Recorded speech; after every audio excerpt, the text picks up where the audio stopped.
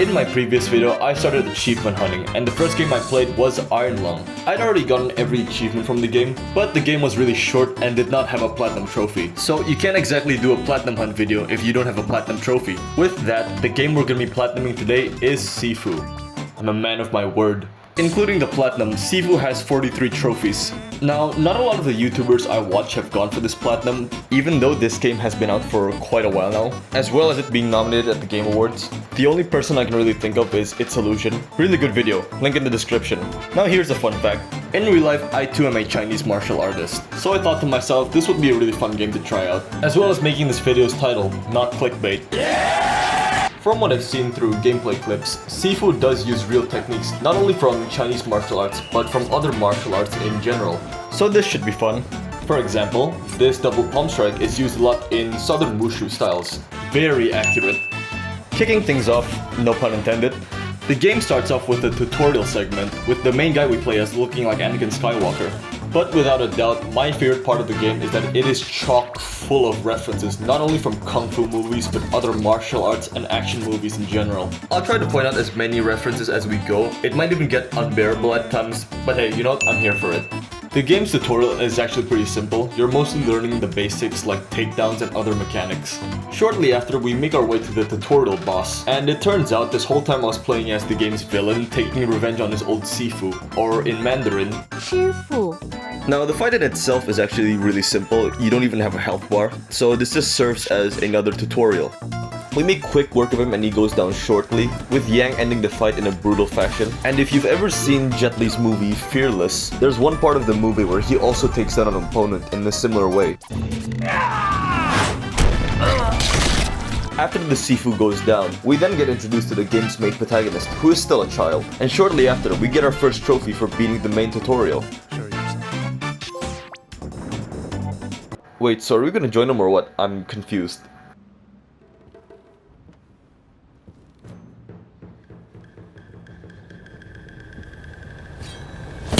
Okay, this actually might be Anakin Skywalker. He has no problem with killing kids. But we're brought back to life with a magical coin pendant. Now this also introduces us to another core gameplay mechanic, respawning. With the game's intro being out of the way, the game finally starts. Now this intro segment really stuck out to me because this is something straight out of a 1960s Hong Kong movie. I mean, come on, these references so far are really cool.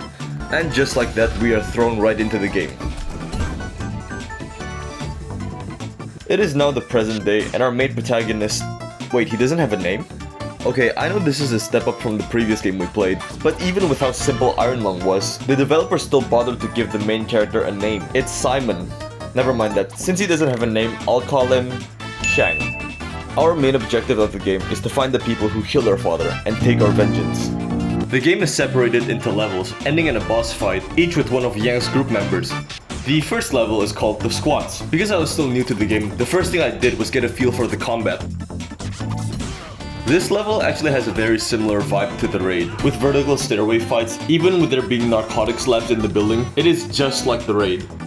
The setting actually reminds me of another movie, Kung Fu Hustle.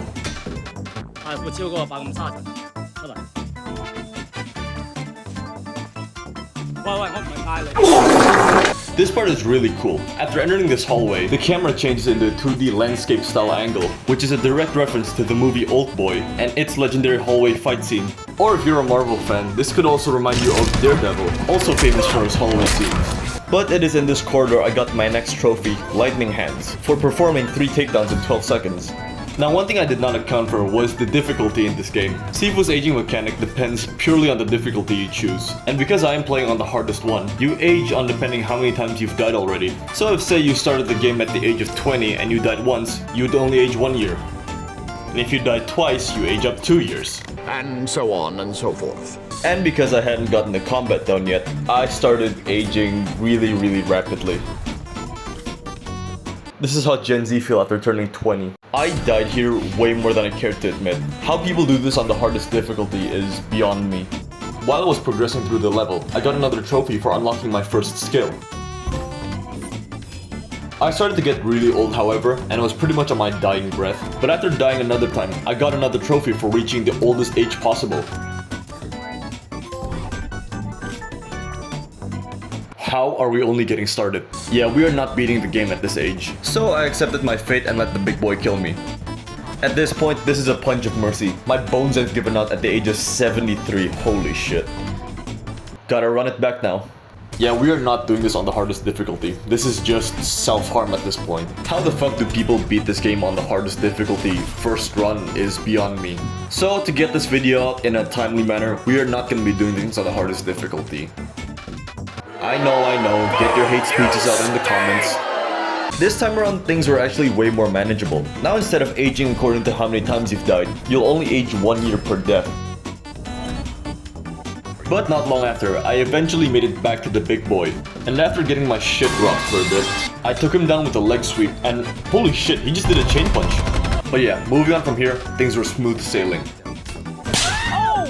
After getting my way through a group of enemies, we made it to the first boss of the game, also known as Jafar or the botanist. It does make sense that he is the first guy that Shang would go after, considering that he was the one who murked us all those years ago. Really, his only powers was just making plants grow, but in today's world, that is actually a pretty useful superpower. Now, I didn't know his moveset yet, so for a while he did kind of give me a hard time. So for now, the main goal is just to memorize his attack pattern. His first phase was actually pretty simple. The strategy with him and a lot of the other bosses was actually just staying aggressive while parrying their attacks. But shortly after, Jafar goes down and starts his second phase. And his second phase is, well, take a look. Yeah, I don't want to talk about it. There were actually weapons lying around the arena, I just didn't notice them. But it actually did help out a lot with taking out the boss. And eventually Jafar goes down with little to no issue, which also earned us our next trophy.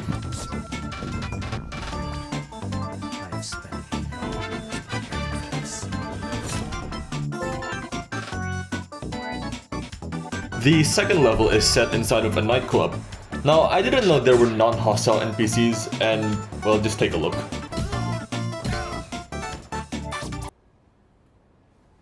What if Yang was the good guy this whole time?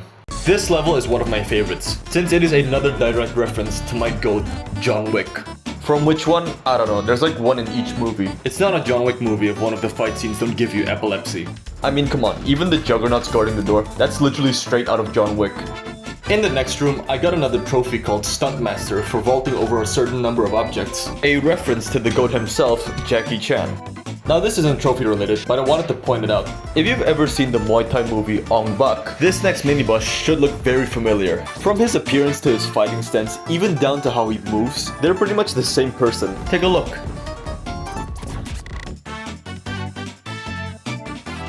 It's not trophy related, but I wanted to point it out because I thought it was really cool. Next up, I got another trophy for using surrounding objects as weapons. This is where the level started to get really long, because now we're in a trial of some sort where we fight waves of enemies, even getting pushed down a flight of stairs at one point. After fighting another mini-boss, and getting pushed off another flight of stairs, we finally made it to the boss of the level named Sean the Fighter. His first phase is aggressive, but manageable. The only issue was, I hadn't had his moveset down yet, so he did kinda kick my ass around for a bit. I beat the game under 50 years old, and my age did start to go up really high, so I decided to restart the level. Now I did already unlock the shortcut for this level, so it did save a lot of time. Making our way back to the boss at a younger age now, the strategy with him is to stay aggressive while parrying his attacks. With that, the boss goes down pretty easily, starting his second phase. Now, his second phase, holy shit, that's Darth Maul. Sorry, I got distracted. Now, his second phase wasn't that far off from his first, so he went down in no time, which also earned us our next trophy.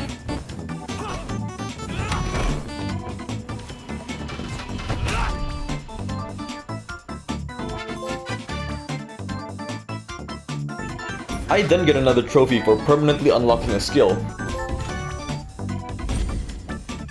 Another for using the photo mode for the first time. Come snap with me. Level 3 is called the Museum. Now this level also reminds me of John Wick again, specifically the second one, where he goes to confront one of the high table members, which also takes place in a museum. There's even a part of the level where after you enter a room, a spiritual audio log starts to play out. We must dive beneath the waters to explore the subconscious, to face the past. Hope through this exhibit, we can provide new insights into your understanding of the world. The next trophy we got was for throwing somebody into the fountain from a higher level. Be like water. A reference from Bruce Lee himself, which might be taking things a bit too far considering he didn't even land in the water. I then get another trophy for getting another collectible, Path of the Prospect. Shortly after, we make it to the next boss fight, Lady Kuroki. Her first phase was actually pretty simple, considering she also telegraphs a lot of her attacks. You can pretty much parry all of them if you know when, so down she goes pretty easily. But forget everything I've said up to this point, because now that her second phase has started, everything goes sideways from here on out. All of a sudden in her second phase, she becomes much more unpredictable and much faster. As you can see, this is the first boss fight I genuinely struggled with. I got my ass handed to me here several times. I really hope my coach doesn't see this, he is not gonna let this one go. My age started to go up really high, so I decided to restart the level. But I'd already unlocked the shortcut for this level, so I just took the elevator and it took me straight to the boss room. W elevator, coming in with the clutch. Now, like I said, the first phase wasn't too difficult, but once the second phase starts, that's when my brain starts to lead the conversation. I kept dying to her constantly because she kept throwing her kunais. I decided to be more patient and started parrying the boss more, and after it clicked, the fight started going better for me. And I get another trophy for beating the boss, Lady's Blood in the Snow. This trophy is a reference to Lady Snowblood. Hey, you still with me? Okay, good. The fourth level is called The Tower. This level is a reference to Enter the Dragon. There's a part of the movie that has an underground sequence where you make your way down to lower levels. This level is actually pretty cool. There's a lot of variety and weapons to use for takedowns. Like, take a look at the security room. Damn, I had no idea a corporate building needed a military-grade security room. Now, I was pushing 40 years old, and I died after dropping down due to my shitty knees. But I got another trophy because of that. Take damage to save time. Not long after, I made it to this level's boss fight named Jin Feng, the CEO. There has never been truer evil. Once again, I started getting really old, so I decided to restart the level. I then get another trophy, Dance of the Praying Mantis, for throwing around a bunch of staggered enemies. I used the shortcut for this level by taking the elevator. It's not like the last level where it takes you straight to the boss room, but it still saves time. Now, oddly enough, I enjoyed this fight way less than the last one. Lady Kuroki was a tough fight, I'll give her that, but this one was mostly just annoying. The amount of range she has is kinda crazy. Give her any space, she's not gonna give you any time to breathe. The strategy for this fight was to keep using special attacks to stagger her. Now what you're seeing on screen here is exactly the reason why I fucking hate this boss fight. And we still had to fight her again in the second playthrough where we spare all the bosses. Fuck my life. But with that, she finally goes down and her second phase starts shortly. Not that much actually changes in the second phase. The only thing that really changed is the arena. I tried not to keep the fight going on for too long because of things like this happening. But after a few focus attacks and relentless pressure, she finally goes down, finishing this level and earning us our next boss trophy, Lady Wing Chun, a reference to the martial art.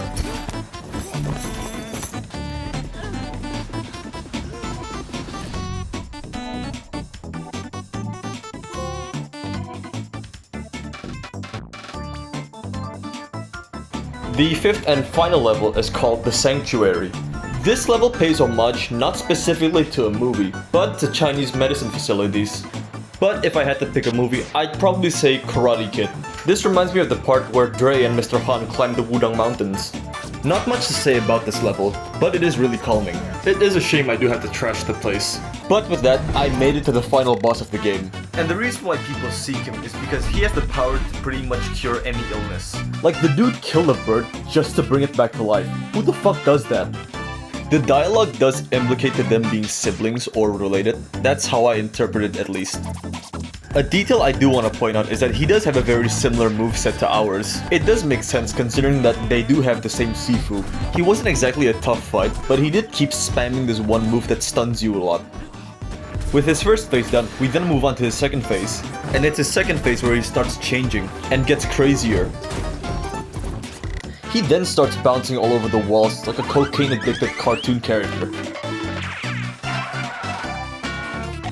I did manage to stay under 50 years old for this playthrough, which was what I was going for this whole time. and after one relentless beating later, he finally goes down. We also kill him in a similar fashion to how we kill our father.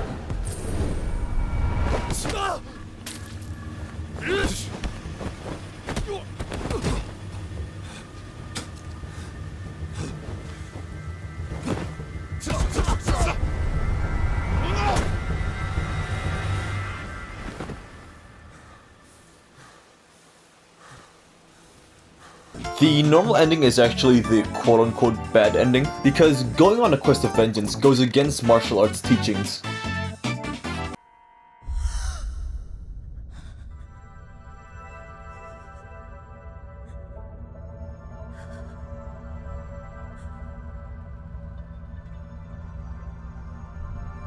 You were supposed to guard the talisman, not steal it!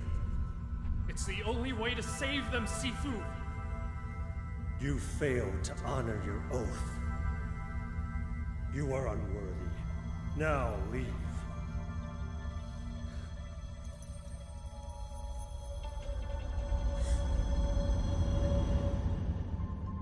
He who has Kung Fu and Wu De makes the other know he can break him. His hands go out like lightning, and the other doesn't want to fight anymore.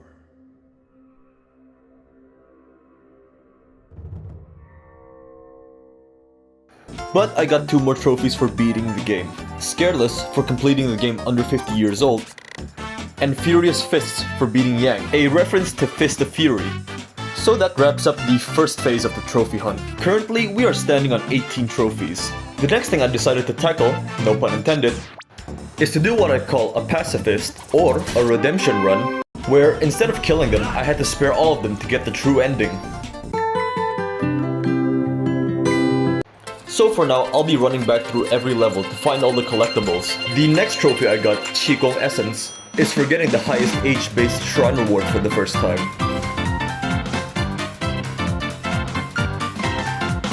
And another one, Qigong Breath, was for getting the highest score reward for the first time. On my way to the boss, I got 2 other trophies. One was for getting a level score of 10,000. Another one, Rumble in the Hangar, was for clearing the hangar within 1 minute and 20 seconds, a reference to Rumble in the Bronx. This game does really love Jackie Chan, but hey, so do I. I then get another trophy for getting every collectible in this level, Detective Story, a reference to another Jackie Chan movie. Making my way to Jafar, I still had to beat a boss at least once without dying. Getting through the first phase was actually pretty easy. Staying aggressive was still the best strategy. While I'm here, I also attempted to beat the game under 25 years old for another trophy. So to minimize deaths, I decided to restart the level each time I died and use the shortcut. This did take a few attempts, but it saved a lot of time. Now, because we had to spare all the bosses this time around, we couldn't be too aggressive on the second phase. In order to spare the boss, we had to break their posture bar twice before the game gives us the option to spare them. If the boss took too many hits and their health ran out, it would still end up killing them. By accident, I did end up killing Fajar. I pressed the finisher button on instinct, so it's time to run it back. Fuck my life. But I did beat him without dying, so I got a trophy for that, Kill Nil, a reference to Kill Bill. But it turns out this was actually a blessing in disguise, because on my way back to the boss, I hit 3 enemies in one swing, and got a trophy for that, Kung Fu Tussle, another reference to Kung Fu Hustle.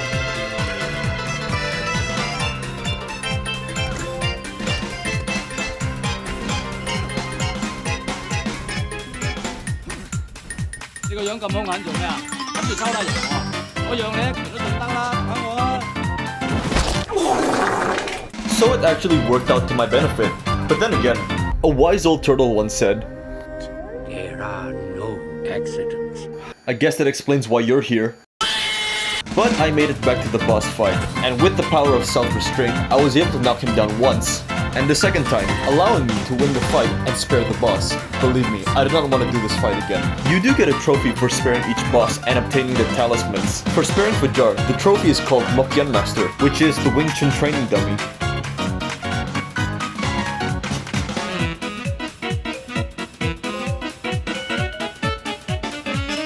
Level 2 is by far the most annoying one to clean up, because it is the longest and has the most enemies. Even with the shortcut, the run back is still quite brutal.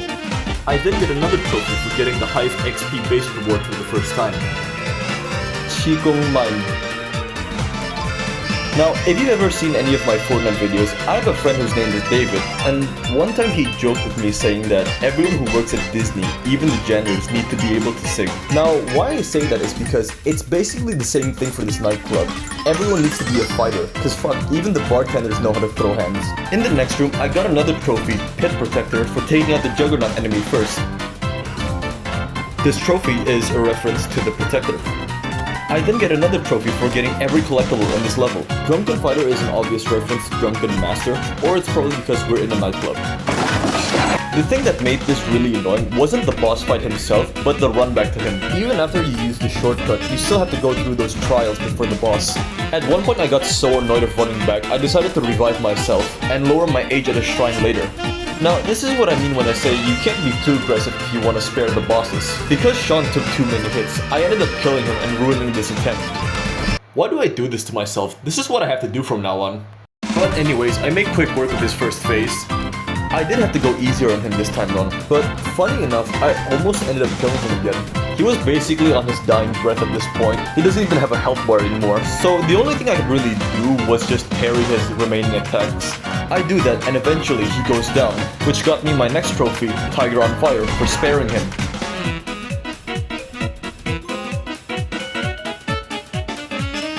I don't know what this one is referencing. Level 3 is what I've been dreading since the start of this run. If you remember, I got my ass pummeled by this level's boss. Not much actually happened. I got a trophy for getting every collectible in this level, Martial Artist, because we're in a museum. This time around, things were actually way more manageable. Even in the second phase, I only died like a handful of times. Things were going well until I accidentally pressed the finisher button. So you know what that means. It is time to run it back. Fuck my life. I really did not want to redo this fight, so my self-control had to be at its best for now. However, I did unlock a new skill for being able to catch projectile attacks, so every time she threw a blade at me, I throw it back at her. This was the new best strategy. As you can see, this helped me level the fight and got the match going in my favor. But eventually, I was able to take her down without killing her, and I got my next trophy, Source of Flying Daggers, a reference to House of Flying Daggers.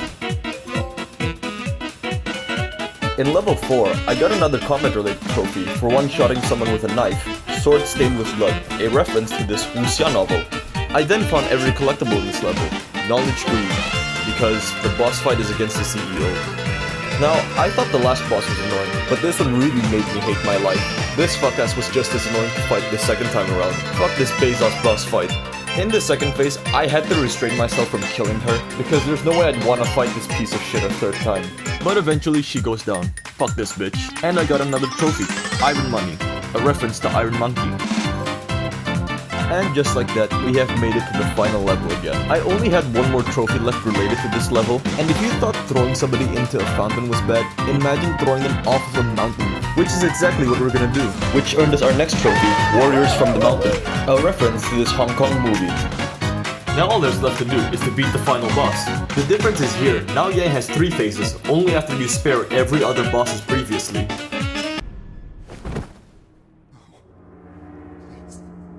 Please. Stay with me. What you're supposed to do is actually parry him more. I didn't know this, so it did take me a while to finish him off, but he goes down eventually.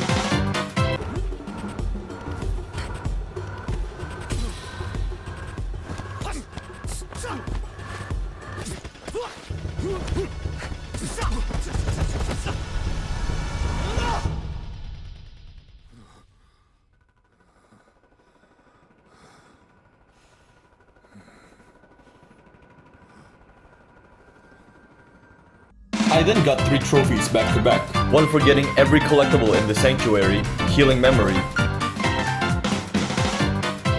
Another one called Prodigal Child for beating the game under 25 years old. And last, 5 Elements of Wu Xing for getting every single talisman.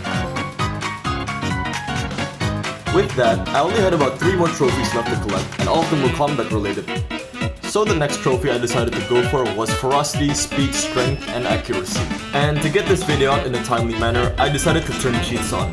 Because, fuck, you lose score very quickly if you get hit. So I don't know, sue me I guess. Another trophy I got was for using every single focus attack, Master of the Phoenix Fist.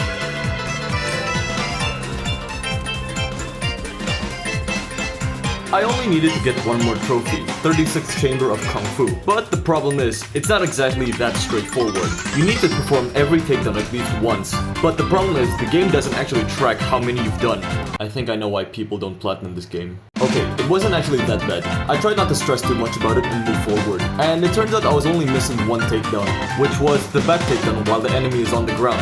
So finally, the last trophy pops along with the platinum. Holy shit, this is one long script. It is finally here, the Sifu Platinum. As someone that really likes martial arts content and action movies in general, there were many things I could appreciate from this game. Now I wish I played it sooner. Hey, in record time me too, only took me 4 years. But if you're like me and you really like action and martial arts movies in general, there are many things you can appreciate from playing this game as well. Thank you for watching this video. I really appreciate you sticking around till the end.